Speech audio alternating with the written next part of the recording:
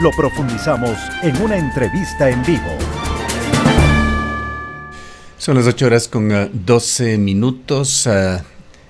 Hemos invitado en esta mañana al sociólogo Giovanni Atariwana. Él es director de Unidad Popular. Unidad Popular, dicho sea de paso, es una de 10 organizaciones políticas y sociales que se inscribieron para participar como actores en la campaña en el referéndum y consulta popular que se realizará este próximo domingo. Le acompañan a Unidad Popular el movimiento Creo, Creando Oportunidades, el movimiento Pueblo, Igualdad, Democracia, PID, el movimiento Amigo, Acción Movilizadora Independiente, Generando Oportunidades, el Partido Avanza, el Movimiento de Unidad Plurinacional Pachacutic, el Partido Socialista Ecuatoriano, Unión Nacional de Trabajadores de la Educación y Unión Nacional de Educadores UNTE, UNE en forma conjunta, la Unión General de Trabajadores del Ecuador y la Confederación Intercultural de Pueblos y Nacionalidades de Ecuador, AMARO. Hay una mezcla de actores allí que apoyarán o apoyan, unos la opción por el sí, otros la opción por el no. En el caso del Partido Unidad Popular, se inscribió para hacer campaña por el no en las preguntas D y E específicamente. Las vamos a dar a conocer antes de escuchar a nuestro invitado. La pregunta D es: ¿está usted de acuerdo que el Estado ecuatoriano reconozca el arbitraje internacional como método para solucionar controversias en materia de inversión contractuales o comerciales? Y la otra pregunta, la E: ¿está usted de acuerdo con enmendar la Constitución de la República y reformar el Código de Trabajo para el contrato de trabajo a plazo fijo y por horas, cuando se celebre por primera vez entre el mismo empleador y trabajador, sin afectar los derechos adquiridos de los trabajadores de acuerdo con el anexo 4? Ahora sí, le escuchamos al sociólogo Atariwana. Quisiéramos conocer sus argumentos para haber decidido no solamente votar en este sentido, sino instar a los ecuatorianos a hacerlo. Muy buenos días, Gustavo, Roxana, un fuerte abrazo, un saludo a toda la audiencia de Antena 1, por supuesto. Para Unidad Popular es importante participar en el debate de los grandes temas que afronta el país. Nosotros en la consulta popular tenemos absolutamente claro que no se van a resolver los grandes problemas del país. No va a resolverse el tema de la inseguridad, tampoco el tema del empleo, pero hemos puesto atención en estas dos preguntas del casillero D y E, porque consideramos que ambas preguntas son inconvenientes tanto para los intereses nacionales como para los intereses populares. En el caso del arbitraje internacional del casillero D, se quiere por parte del presidente Noboa volver al pasado. ¿Qué ocurría en el pasado antes de la vigencia de la Constitución del 2008?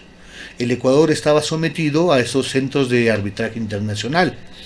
¿Y qué ocurría? Para que el pueblo recuerde, empresas de ingrata recordación para el Ecuador, como Odebrecht, por ejemplo, empresas que hacían malas obras a grandes sobreprecios, sobornos, que violaban las leyes laborales, empresas como la Oxy, que se llevaba a manos llenas el petróleo ecuatoriano sobre los $100, o empresas como Chevron Texaco, que envenenaron y contaminaron la Amazonía ecuatoriana.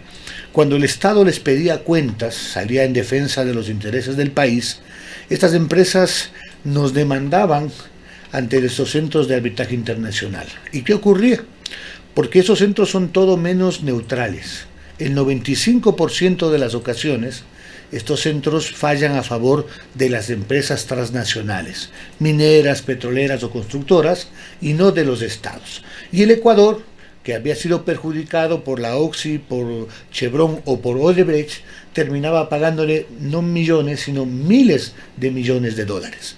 Hoy el presidente Noboa quiere volver a que el Ecuador se someta a esos centros de arbitraje internacional. Nosotros creemos que es totalmente inconveniente porque quiere que el país, el Ecuador, juegue de visita, con cancha inclinada y con árbitro vendido. Tanto es así que lo que está en juego para el interés nacional es que hay varias demandas pendientes por empresas que suman, según la Procuraduría General del Estado, 57.000 millones de dólares, Gustavo, que en eventualidad de ir a esos centros internacionales que van a favorecer a las empresas, significaría prácticamente el doble del presupuesto general del Estado en un país que necesita los recursos de forma urgente para resolver los problemas de la población. Tanto es así que este año el presidente Noboa, en el presupuesto general del Estado, el que está ahora en vigencia, ha reservado 2.800 millones de dólares, eso dice el presupuesto, para posibles pagos de laudos arbitrales. Es decir, el presidente piensa que va a ganar la consulta y eso va a significar que esa plata, que es bastantes recursos, por ejemplo, le paguen 2.000 millones a Chevron Texaco. Eso es totalmente inconveniente porque es obvio que el país tiene otras prioridades que tienen que ver, por supuesto, con el tema del trabajo, la educación, la propia seguridad y la inversión en obra pública. Se argumenta por parte del presidente y otros sectores de que eso va a traer la inversión extranjera casi a caudales, lo cual no es cierto. Antes del 2008, Gustavo, cuando el país se sometía a estos centros de arbitraje internacional, tampoco es que había esa inversión de la cual hoy nos hablan. Nosotros no estamos en contra de la inversión extranjera, pero es evidente que una empresa que cumple las leyes, que cumple bien las obras, que no nos cobra sobreprecio, que no contamina la naturaleza, es bienvenida, por supuesto. Pero no necesitamos... ¿Por qué no creer en estas figuras, socióloga Tarihuana? El arbitraje, la mediación, han venido en los últimos años a aliviar mucho el sistema judicial ecuatoriano. Aquí en Cuenca funciona, por ejemplo, en las cámaras, en la Cámara de Comercio Particular, una unidad de arbitraje y mediación que ha tenido mucho éxito y que ha sido parte también de que la justicia en la provincia de la Suay, no lo decimos con chauvinismo, son realidades, tenga un mejor desempeño que en el resto del país.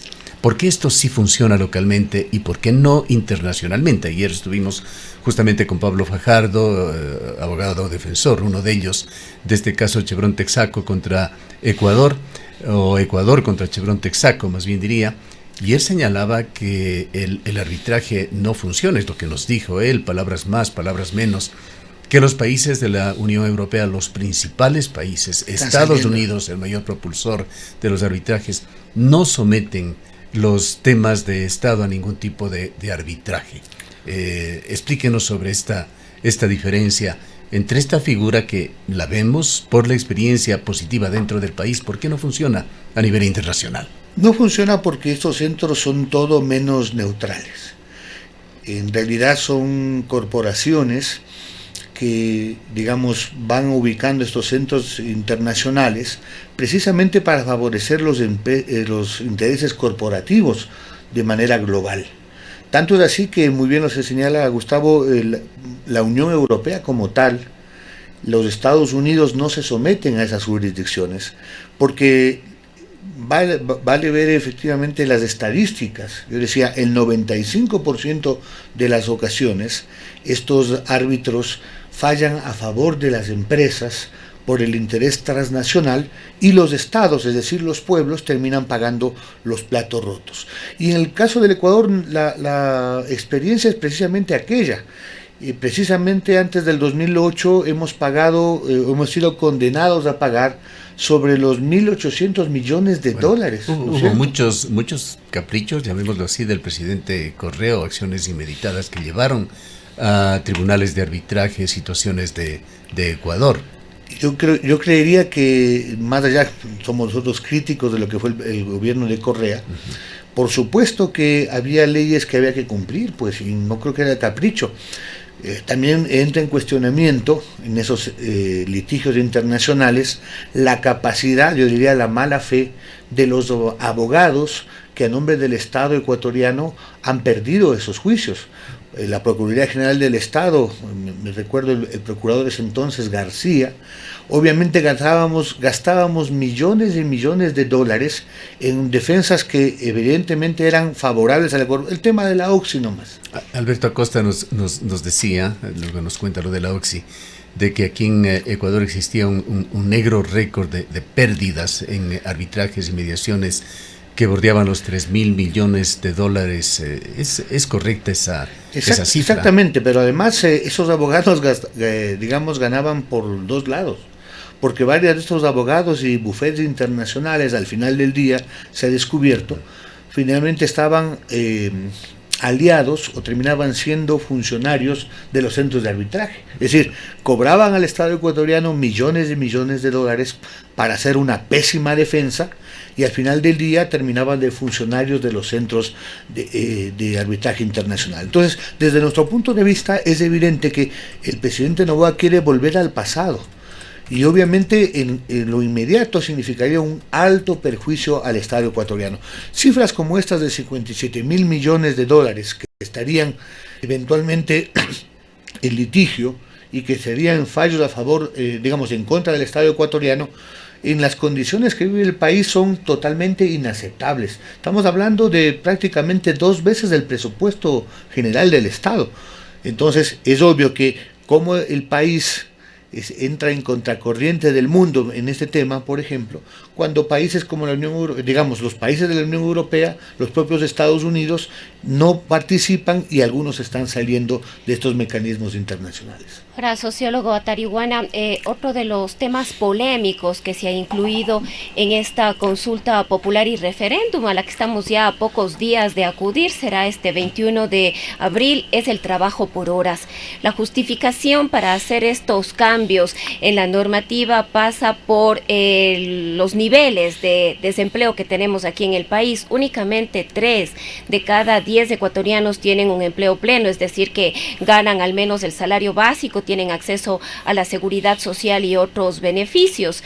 Y esta propuesta del gobierno tiende a que el empleo mejore a través de la contratación por horas. No obstante, sectores de oposición alertan que esto podría realmente precarizar la situación laboral en el país. Roxana, esta es una pregunta que busca vendernos gato por liebre. Nosotros estamos convencidos de que la contratación por horas no va a crear más empleo y no va a solucionar el tema de la juventud de manera particular. Y lo decimos no porque especulamos de lo que ocurrió, de lo que va a ocurrir, sino que el sistema de contratación por obras ya estuvo vigente en el país y no funcionó. Entre el 2000 y el 2008 había la contratación por horas. ¿Qué ocurría? Son datos de la realidad, no lo que nosotros decimos va a ocurrir. Los grandes empresarios contrataban a la gente, y estábamos dolarizados, a 50 centavos la hora, sin seguridad social, sin pago de horas extras, es decir, te pagaban lo mismo si te convocaban horario diurno, nocturno, en la madrugada, en fines de semana o en feriados. Y lo más importante, Roxana, es que el patrono tenía el derecho de despedir al trabajador o trabajadora cuando bien le dé la gana. Bueno, esto significa ahora para tratar de evitar por lo menos la primera parte de esto, se ha hablado desde el Ministerio de Trabajo del trabajo por hora que tendría una tarifa de entre 3 aproximadamente a algo más de $7. A ver, fíjate, incluso como dice en la costa, para mentir y comer pescado hay que tener mucho cuidado. La ministra del Trabajo al inicio de este debate nos habló, hizo cálculos creo que bastante honestos, de 1.92. Luego se dio cuenta de que se quitaba el caramelo para la gente en la consulta y dijo no, $2-3. Y en esta semana Gustavo, en un baratillo, ya salió a decir en televisión nacional que van a empezar con $7 la hora. ¿A quién le creemos? No hay credibilidad. Porque además en esa misma entrevista luego dice que para llegar a los $7 el trabajador debe hacer horas extras, trabajar sábados y domingos, es decir, 7 días a la semana. Ahora, entonces, ¿cuál sería su posición en cuanto a esto que es una necesidad el de catalizar de mejor forma el empleo en Ecuador? Seguimos con un 70% de subempleo, que es una situación gravísima, drástica, y esas cifras engañosas de 4, poco más, menos de desempleo. Por supuesto, nosotros que necesitamos empleo, ese es un tema fundamental para el país, pero eso no se resuelve con leyes y menos con contratos precarios de trabajo, porque en realidad lo que se quiere es legalizar lo que hoy existe. La gente que nos escucha sabe que en esas famosas categorías de subempleo o otros trabajos, la gente está contratada por trabajos ocasionales, le pagan menos del salario básico, no le dan seguridad social, le tienen 2, 3, 4, 5 meses, máximo un año y afuera. Eso es lo que hoy quieren legalizar con la consulta. Entonces eso está mal. Por supuesto que necesitamos políticas públicas distintas para generar empleo. No es un tema de legislación, es un tema de economía. Porque el presidente Noboa está haciendo, yo diría, todo lo contrario para generar empleo. Porque, por ejemplo, elevar el IVA, que es una medida restrictiva, que restringe el consumo, que contrae aún más la economía, al final del día habla de que no habrá más empleo. El presidente Noboa hizo en campaña la oferta de bajar las tasas de interés, que es una medida indispensable para que la pequeña y la mediana empresa, que es la que genera el 80% del empleo en este país, pueda sostenerse de alguna manera. Pero ¿qué ha ocurrido? No solamente que no han bajado las tasas de interés en la banca privada, sino que hace pocas semanas subieron un par de puntos. Entonces es insostenible un emprendimiento, una pequeña y mediana empresa. No hay obra pública, Gustavo. O sea, el gobierno nacional en este presupuesto del año 2024 le asigna el 1% del presupuesto general del Estado lo que es obra pública, que tiene que ver con mantenimiento de carreteras, construcción de escuelas, hospitales, puentes, infraestructura, casas. La construcción es uno de las actividades que mayor fuentes de trabajo implican. Permítame, entonces eso no por precisión en las cifras me parece que es un poco más alto, no es del 1%, está en el orden del 3% lo que ha asignado por obra pública. Para nada. Pero es que son si no estoy mal, 1.040 millones sobre un presupuesto de 35.000 millones. Por eso, 1.000 millones. A ver, 35.000 millones. En esos 1.000 millones están reservados lo que los economistas neoliberales plantean, que es pagos de lo que ellos llaman coberturas para la inversión, que en realidad es pago de la deuda externa, y le ponen como inversión, lo cual es totalmente... Se dice que esta cifra de los 1.040 millones esconde de alguna manera el verdadero propósito.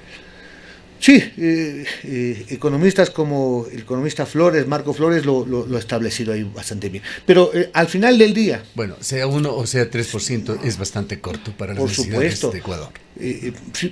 Fíjese para la reparación del tema vial, estamos hablando de 38 millones. Es la milésima parte del presupuesto, pues. Cuando las carreteras del país, y Azuay es una de las provincias más abandonadas en ese sentido, obviamente no hay una inversión. Entonces, la política pública del presidente Noboa no es para fomentar el empleo.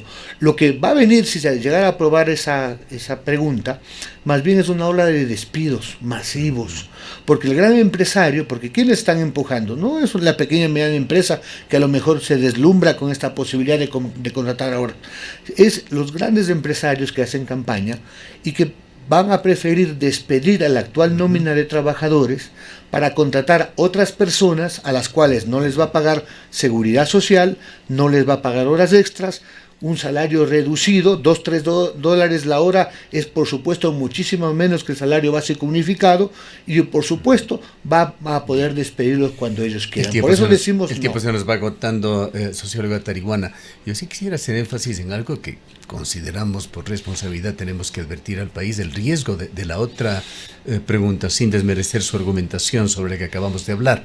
Pero esta del arbitraje con respecto a la minería, que es un tema muy crítico aquí en la provincia de la Azuay, con la amenaza de proyectos mineros que a su vez, valga redundancia, amenazan nuestras fuentes de agua.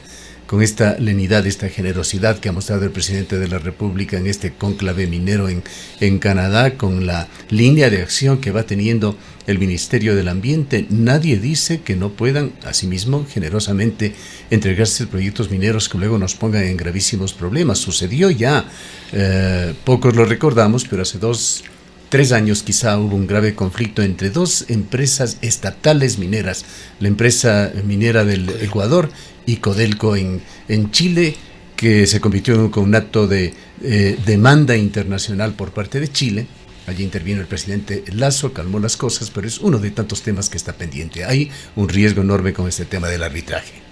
Por supuesto, y en un país además donde el presidente Noboa se ha planteado por varias voces, tiene intereses incluso familiares, accionista en varias empresas, es lo que está pasando en Palo Quemado, en la provincia de Cotopaxi, en la provincia de Bolívar, en Imbabura, y creo que el pueblo de la Azuay tiene mayor conciencia. Aquí se votó una consulta popular precisamente para defender las fuentes de agua, y efectivamente es un tema que debemos tomar en cuenta. Un presidente que desde nuestro punto de vista quiere convertir esta consulta popular con 11 preguntas que mucha gente no las conoce, el tiempo es demasiado corto. Una campaña, yo diría, más tiempo tenemos para elegir un consejo estudiantil y una asociación estudiantil que lo que significa la consulta popular. El presidente quiere convertirlo en un plebiscito, pero creo que está jugando con fuego y le puede pasar que, digamos, el tiro por la culata, porque al final del día, si él cree que la gente va a apoyarle por el tema de seguridad exclusivamente, creo que la población, más allá de que nosotros recomendamos que lean las preguntas, los anexos y nos hemos concentrado, al final del día mucha gente va a votar, va a decirle no a los apagones, no al impuesto. De hablar también con el doctor Tarquino Orellana la importancia de conocer a fondo las preguntas y sus anexos. En todo caso, para quienes quieran conocer más, hoy a las 9:30, dentro de una hora estará el sociólogo Giovanni Atariguana en el Hotel Aleros, Juan Jaramillo y Luis Cordero, sosteniendo una charla sobre este tema ante quienes quieran escucharle. Invitamos a todo el pueblo de la Azuay, de Cuenca, y obviamente a pronunciarnos con fuerza en defensa de los intereses nacionales, no al saqueo del país, no a la explotación laboral. Hay otro cónclave, otra reunión importante, otro debate sobre la consulta popular el día de hoy, también en la ciudad de Cuenca. Tiene competencia, pues será a las 9 horas, referéndum y consulta popular que ha organizado la Universidad de Cuenca. Allí estarán otros actores, el abogado Luis Córdoba, Silvia Bonilla, los abogados Sebastián López y Pablo Fajardo. En todo caso, es importante esta participación del público en la consulta popular para conocer a fondo y ojalá tomar una decisión de conciencia el próximo domingo. Gracias por su presencia, sociólogo Atariguana. El sociólogo Giovanni Atariguana es el director nacional de Unidad Popular, movimiento político que optó por hacer campaña por el no en las preguntas de IE. Son las 8:34 minutos.